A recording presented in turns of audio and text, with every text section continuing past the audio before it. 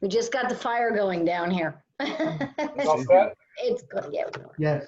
Great, 7 o'clock. This is First Selectman Stephen Everett. I'm calling the Columbia Board of Selectmen meeting to order Tuesday, November 17th, 2020 at 7 p.m. So first, we have to go through the rules of conduct for a virtual meeting. This is a web-based call, so we are operating under the following procedures. The session is being both video and audio recorded. Board members and staff will generally remain on mute except when speaking or voting, and will generally be keeping video of themselves on throughout the meeting. If a member of the public creates an audio or video disruption, they may be manually ejected from the meeting upon recommendation of the staff or the first selectman. For input, it should have been put into public input at columbiact.org within 24 hours before the meeting.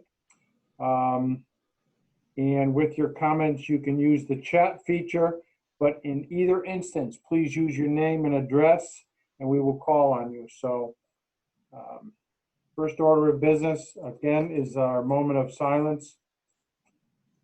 Anybody have anything you want to throw in there? Are we still praying for our country and the COVID eradication? And great, in response to Veterans Day for all those who served again. So a moment of silence.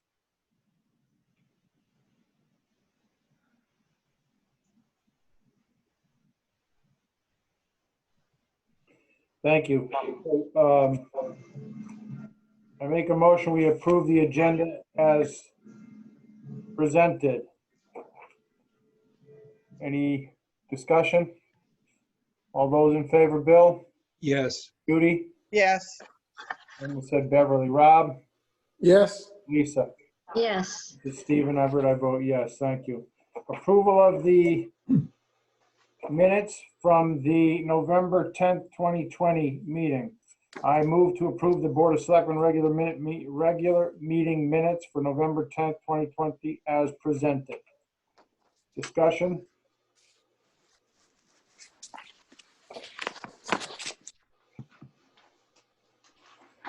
Hearing none, all those in favor, Bill? Yes. Judy? Yes. Rob? Yes. Lisa? yes. This is Stephen, I vote yes, thank you. So, audience of citizens, we have one. Yes, just Dan. Well, Beverly's on too, she could speak. So we got this. All right, seeing none, we're okay. Anything in the chat or in public input, Mark? I'm looking for chat. Hold on. No, I don't see anything in chat. Nope, like nothing in chat and nothing from public input. Right. Old business. This, I'm not sure when this came up, but apparently we have some old business that's been moved forward. This is presented to us by the state's guidance, Mark, is that it?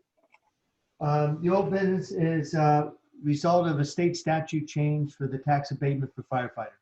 Okay, so before I read the motion and everything, what we're changing is just the amounts for the period commencing on, well, when we amend the ordinance and ending on June 30th, 2021, it'll increase from $1,000 to $1,500, correct?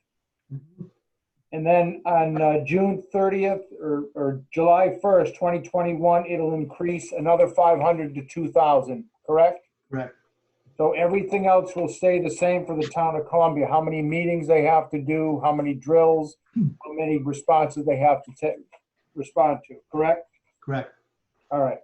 So everybody on page 1 of 3 for the tax abatement for the volunteer fire departments, under active member, under the number 3 abatement, those is where the money and the dates are listed.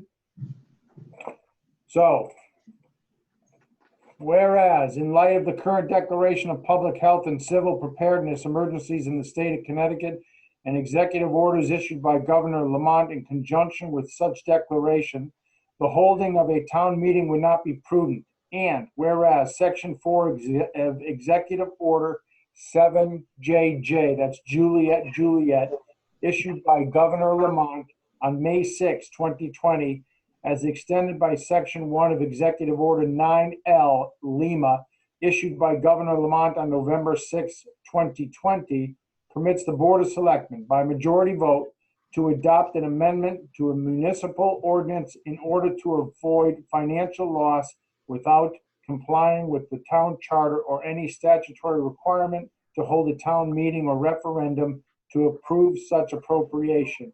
And whereas the Board of Selectmen has determined that the amendment of ordinance 18-3 tax abatement for volunteer firefighters at this time is in the best interest of the recipients of the abatements and the town.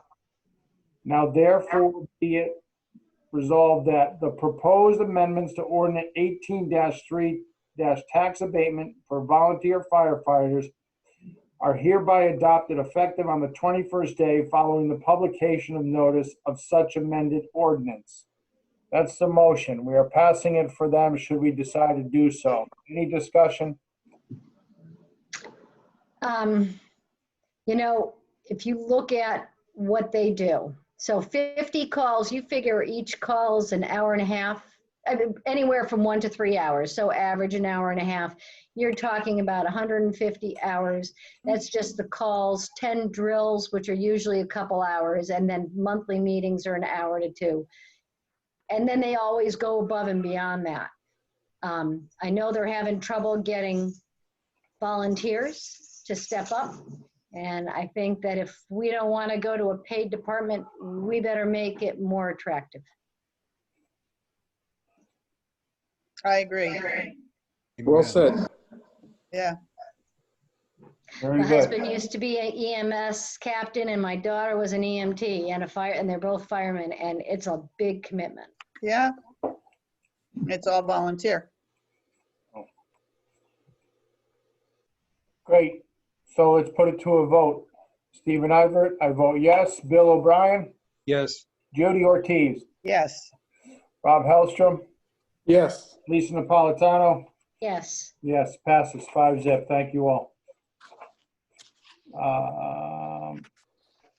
New business, dedication page for the annual report. Is it that time of year again? Last year was pretty easy. You know, I asked for a name and Bill threw one out, and I tell you, I couldn't have been more proud to, you know, accept that name and put it forth. With this year, we have a month or two. I ask that you think about this, and we'll take names, but think about it maybe and bring it to the next meeting or two. What do you think, Mark? Yes, if everyone could come with some, or get some names to Jen and myself in advance of the next meeting so we can compile them, put a little background and kind of report the results of why you think different people are should be honored to be named, and then we could bring it forward and try to vote them in next meeting. Okay, very good. Next is the Columbia Lake, an application for Columbia Lake Family LLC, 114 Route 87, Columbia, Connecticut, seeking a permit for repair portions of an existing stone seawall on Columbia Lake. So in looking at that, LMAC has reviewed it and they recommend it be approved with the following stipulations, which are standard. So I move to approve the application for the Columbia Lake Family LLC of 114 Route 87 to repair an existing stone seawall contingent upon the recommendation and conditions set forth by LMAC. Any discussion? All those in favor, Lisa? Yes. Rob? Yes. Judy? Yes. Bill? Yes. Steve and I vote yes. Thank you. No appointments, resignations. Town administrators report. Just an update on COVID-19 virus. Governor Ned Lamont has extended a letter to President Donald Trump requesting federal authorization for the Connecticut National Guard to provide support to the state of Connecticut through June 31st, 2021 for ongoing response to the COVID-19 public health emergency. So that's back in play. He has also extended his emergency authorization for us in many of our key areas to continue to run our town. So that is still in play, which allowed us tonight to update the tax abatement for the firefighters. So that was good. And we're lucky, our attorney, Rich Roberts, is actually on the team advising the governor of what the towns need. So we have a close key resource that's on top of all this that I can call with questions. On COVID, we've also revised the Eastern Highland Health District reporting system, which is much better now. It's now giving number of cumulative cases, changes from last week, 2-week changes, cumulative hospital, and 2-week changes to hospital, and then deaths. So Columbia went from 44 total number of cases since it started to 3 additional cases from last week, which actually this is dated November 11th, so it's a little more than that now. 9 over the last 2 weeks, additional cases, 6 additional hospitalizations, and 1 within the last 2 weeks. And we're still at, unfortunately, 1 death. So this is much better, compared to Mansfield, which is at 370 cases, and Chaplin at 20, Bolton at 47, Ashford at 36, and Tolland at 121. But in new cases, we're still right there with 1 new hospitalization in Tolland and 1 new hospitalization for Columbia. And everyone else is at 0. So this whole area of Connecticut is still pretty low, except for the outlier, which is Yukon. And I also had a meeting with all my department heads, and we're starting to prepare for what if 4 key employees come down with COVID all at once. How are we going to run town hall? So we're making sure everyone has video and audio and computer access. We're retraining everyone how to do remote connectivity from home to hook to their Columbia computer. We're setting up the conference room. The equipment's in now. We have to figure out how to set it all up so that if we want to have an in-person meeting but still have everyone remote, be able to do that. And we're upgrading our, we have what we need, we just need to run the wires, but we're upgrading the wireless connectivity within town hall. So Rob, unfortunately, on occasion, might lose his connection even though he's right in the conference room. So we're going to boost that signal. So that's in the works. So we're going to run the wireless and it'll be better once we run the wires? Yes, we have to run wires to boost the wireless throughout all of town hall. That makes sense. Sure. Okay, anything else? No, sir. Okay, so I just had a question on the COVID stuff. Now, I know that we're getting a few more cases. Have we, you're kind of looking at how to make some adjustments if things happen. Do people wear masks when they're in the town hall? I'm just wondering how careful people are being in the town hall. Everyone's wearing masks. If you're in your office and you're all by yourself, you can take your mask off. But the second you move around or encounter anyone, masks are on. We're hand sanitizing all the time. We all wipe down everything we touch every morning, every evening. Our cleaning person, Sharon, is cleaning everything every night. And some of the other buildings aren't every night, but they're on a schedule. So we're trying to stay on it, and we're still keep this in mind. If you get any pushback, town hall is open. It's just by appointment. Which all means is you call at the Right. front door and say, hey, I need to see the town clerk. And we just take your temperature, ask you a few questions, and in you go. So it's not a big hindrance. It'll cost someone an extra 2 minutes. Right. Is everybody ventilating the building? You know, I mean, are we opening windows and people are opening, you know what I mean, just to get fresh air in? Well, that's going to start to become a problem because up until a few weeks ago, that was easy. And now Right. people are trying to keep heat in their offices. So that is something we'll have to start thinking about, Lisa. Have people It's- had, oh, go on. It's worth doing. Yeah, I think, yeah, it's important. Have people had the option to work at home remotely? Yes. If They have. everyone knows that if they have any concerns, they're welcome to work remotely. Okay. I just think that's a good option, as long as they can do their job. And we've been very generous in working with everyone because what we don't want is to be punitive and then have someone not tell us where they've been or what they've been exposed to. And then all of a sudden you expose the whole town hall in one day and Right. done for 2 weeks. Right, That's our fear. right. Which It's just good which to just say. happened in Hebron. Oh, yeah?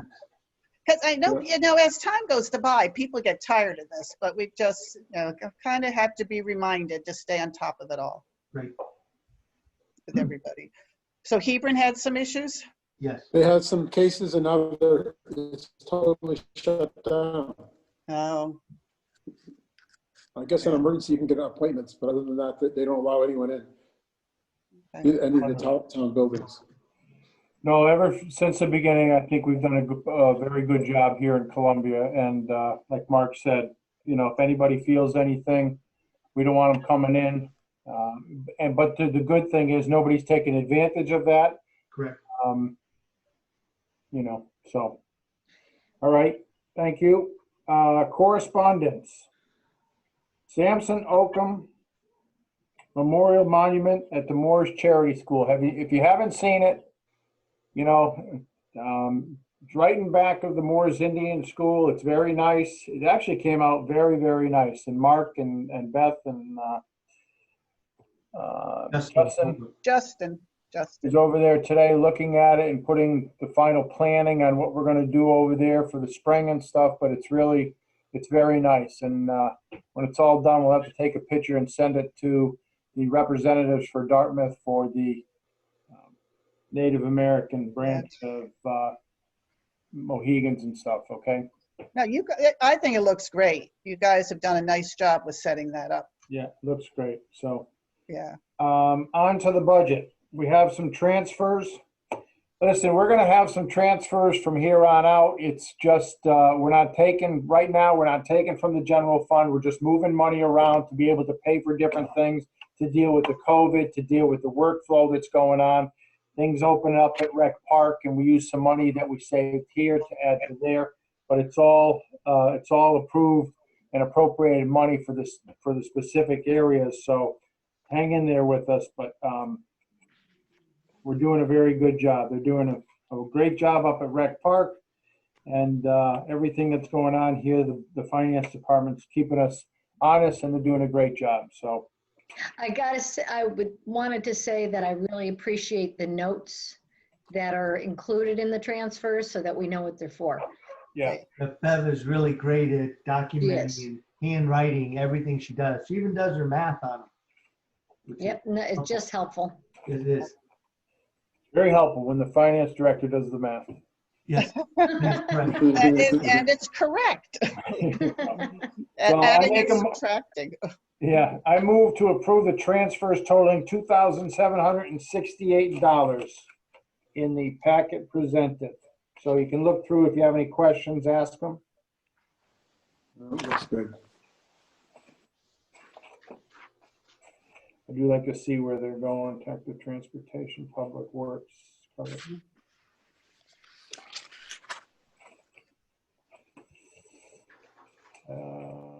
Cover the cost of charging. Assistant.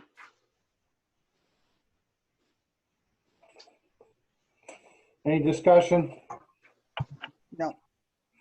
All those in favor, Rob, Yep, Lisa, Yes, Bill, Yes. Judy? Yes. And Steve and I vote yes. Thank you.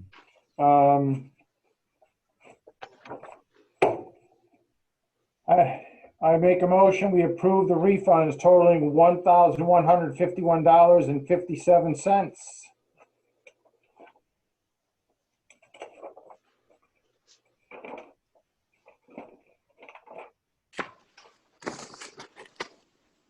Get to the right page here.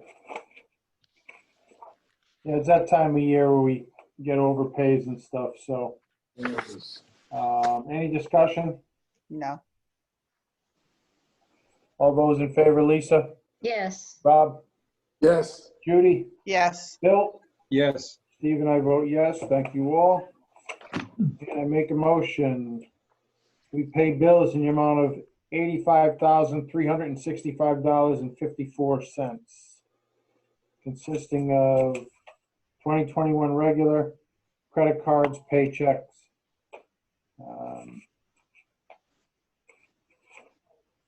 Any monster ones? Construction, rec park, pickleball court.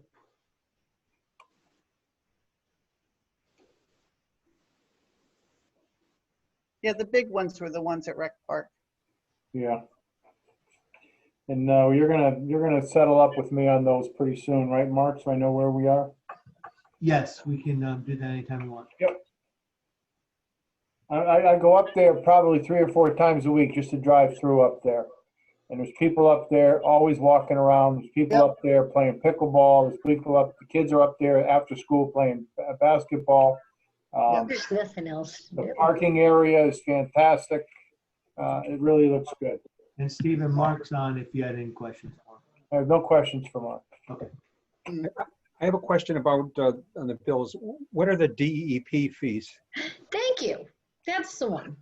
Oh, is that for the transfer station? Welcome. How much was it, Bill? 3,000 and change. What? It's a quarterly thing. I It's on the believe second so. page.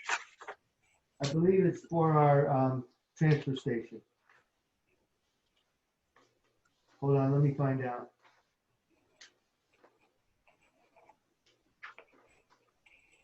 I know is Beverly still on? Yeah, but she lost a lot of hair. That's not Or Beverly. that's not right. No, I'll I get don't back to you know on that. myself. I like you as Beverly. Uh, No, she was never on. I get it. No, sure.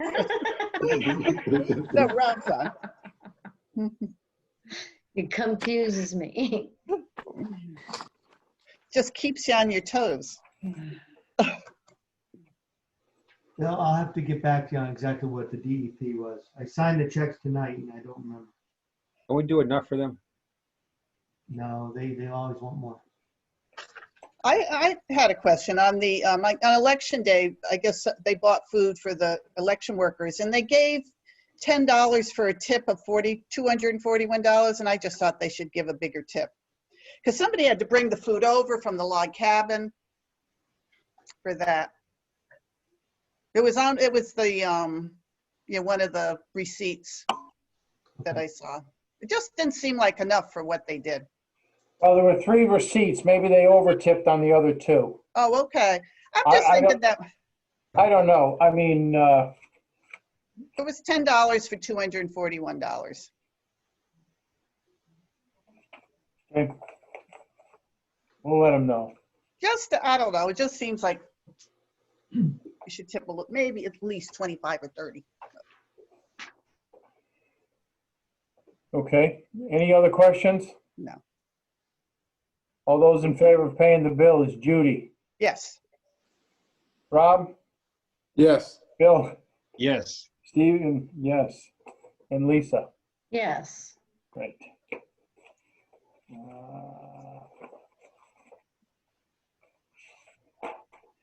Let's see. Audience of citizen. Sins. Citizens. Well, we got 2. Mark or Ann, anything? No, thank you. Board member comments. Anybody?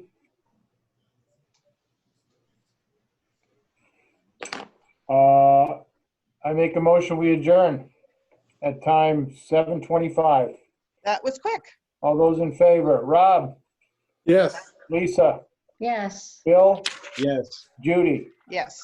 This is Steve, and I vote yes. Listen, everybody, if I don't see you, which we probably won't this time, have a very good holiday, Thanksgiving holiday. Things You to too. be thankful of. Yep. Let's continue to pray for our country in this absolute virus. I mean, the news is good, but we have to move forward, but and keep wearing the mask. So thank you all. Thank you. Take care. Take care. Take care, everybody. Thank you. Bye. Happy Take care, Thanksgiving. everybody. Jennifer, you look different. Night, everyone. Bye, Ann. All right, good night. Bye.